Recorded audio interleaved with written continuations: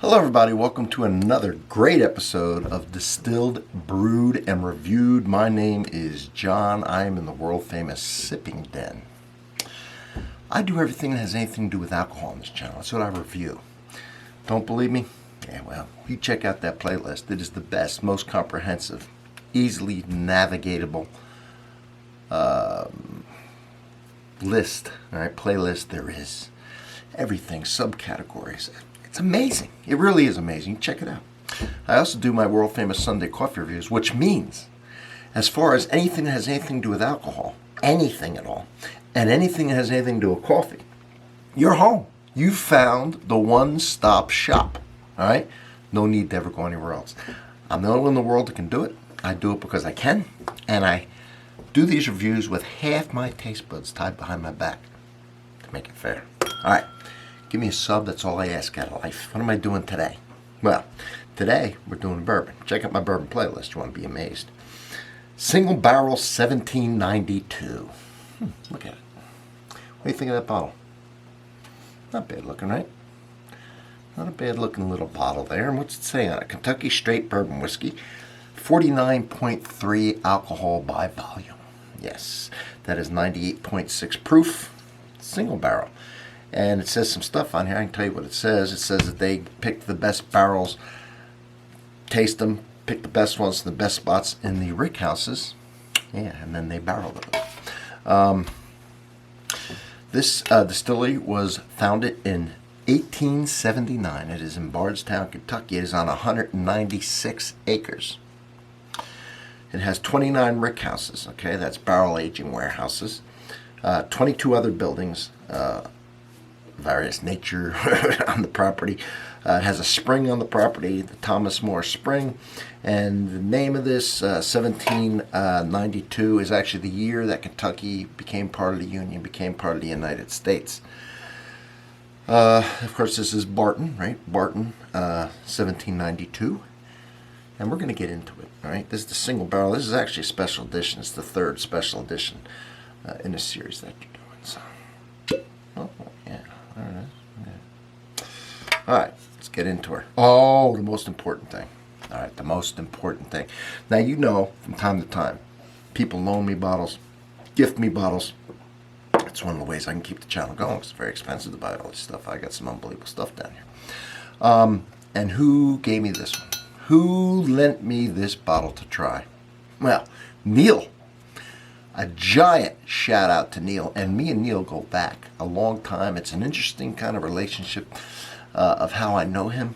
Won't get into it right now, but very interesting. Anyway, Neil, who is in the industry, knows a lot about basically a lot of the things that I review. He's a fan of the channel, and he loaned me this bourbon, and it was very kind to him. And Neil, thank you, my friend. Cheers to you, buddy. All right. Now, color. And you know, with me with color, I don't put much into color. Yet I look at it all the time because it's pretty to look at. Why don't I put much into it? Because you don't know the barrel char, okay? The darker it is, the older it is. No. You don't know the barrel char. I char something a hell of a lot longer than number one char than you do at a number 4 or 5 char, and the 5 char will be darker. Maybe it's spent half the time in the barrel. So that really doesn't denote anything, even though you cannot color bourbon. However, for those of you that like color, there it is. All right, it's a nice dark copper, not a brand new penny copper, but not one that's really old. Right in the middle. Well, that's how I'm describing it. Let's do a sniff on this bad boy. Oh, this is, I don't know the mash bill, but it's high rye. That's all I can find. I didn't dig very hard for it. Maybe you can find it. Put it in the comments. I think this thing goes for about $40, which ain't bad. For a single barrel. 98.6 proof, right?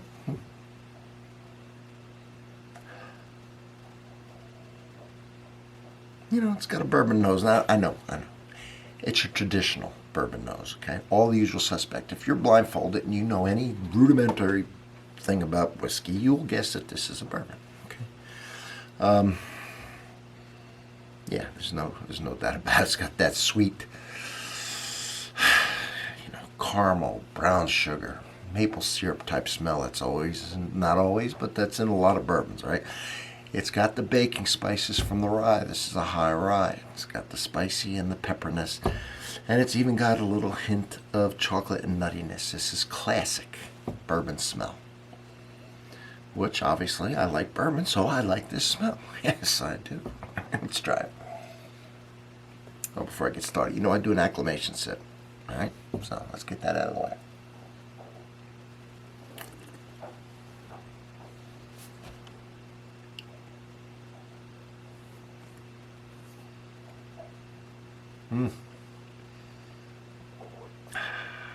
All right.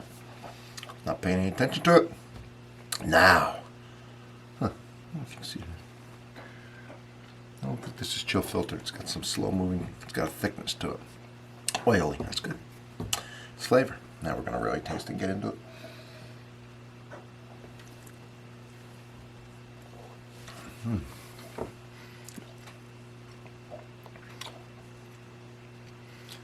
I'm picking up that rye. Definitely picking up the pepper. I'm talking black, white pepper type thing, not peppers from the edible peppers from the garden. I mean, black pepper's edible. You know what I'm talking about. More of a seasoning pepper. It's definitely got kind of a hot cinnamon.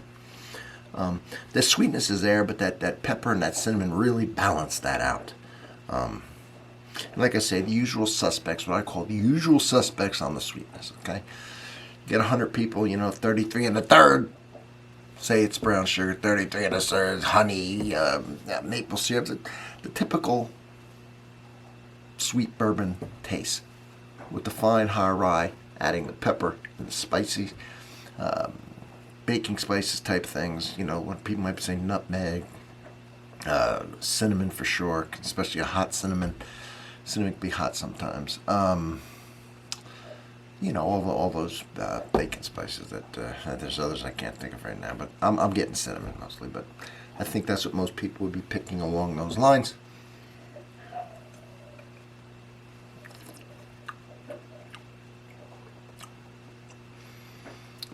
It's really sweet at first, and then so sweet, and then the heat.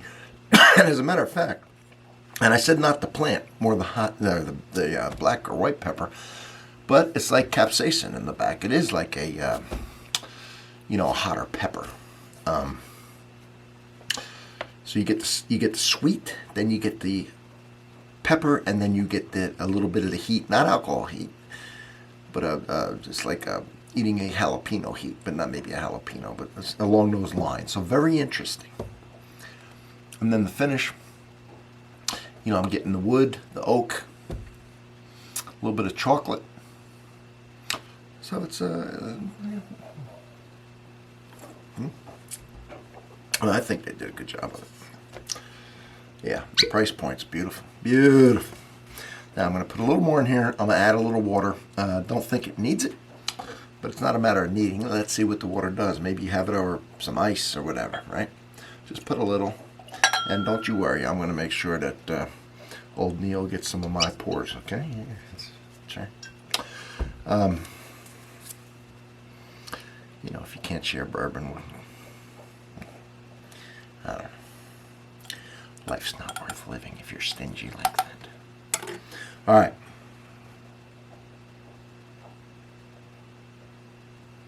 I've said this before. And I get not always, sometimes, the same smell, but I get the slightest hint of the baseball card bubblegum. I like that, But I get that a lot sometimes when I put water in. What you doing there, big boy? 6,000-pound German Shepherd over there. So I like that. So still getting what I call the usual suspects, right? The brown sugar, the maple, and all that, but the honey. But now I got a little bit, just a kiss of the bubblegum. And you want to know now what that water did? Now I'm bringing out a little bit of fruit. And it may be, too, that this is opening up a little bit. Well, I just poured this one, but it's getting down past the neck pour now, too. Yeah, so I like that fruit.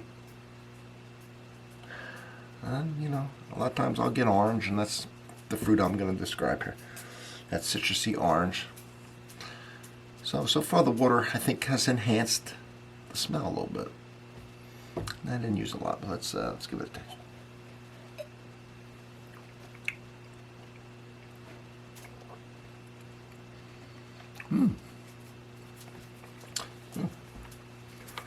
Wow. So look at all the pepper on the back side, but the front is got all that sweetness with a little bit of fruit in it, which is very pleasing. Actually, I'm not tasting any bubble gum. I said I smelled it, and I did. And I really like the sweetness and the fruitiness followed by that heat. It's kind of like hot and spicy. Or not hot and spicy, no. Sweet and spicy. A nice combination, right? A really nice balance right there. So, I think it's good. I was going to say for the money, but I just think it's good. For the money, then, if you're going to put that into it, I think it's a little better than good.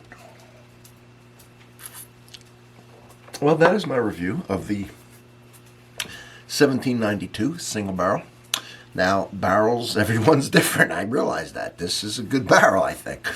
When I get the next one, I may not like it as much. Might like it better. You know, every barrel is different. But they did a fine job picking this one. And in the comments, you know who to say hi to, right? We're going to say hi to my man, Neil. All right, Neil came through. Give me a sub, and as always, I'll see you on the next one. Now, check out these playlists. You like bourbon, you're here. Check out the bourbon playlist. Okay, the first comment to this video will be pinned, and I will have a link to my bourbon playlist. You check out those playlists. You tell me what you think of them, all right? You tell me what you think. All right, I'll see you on the next one, everybody.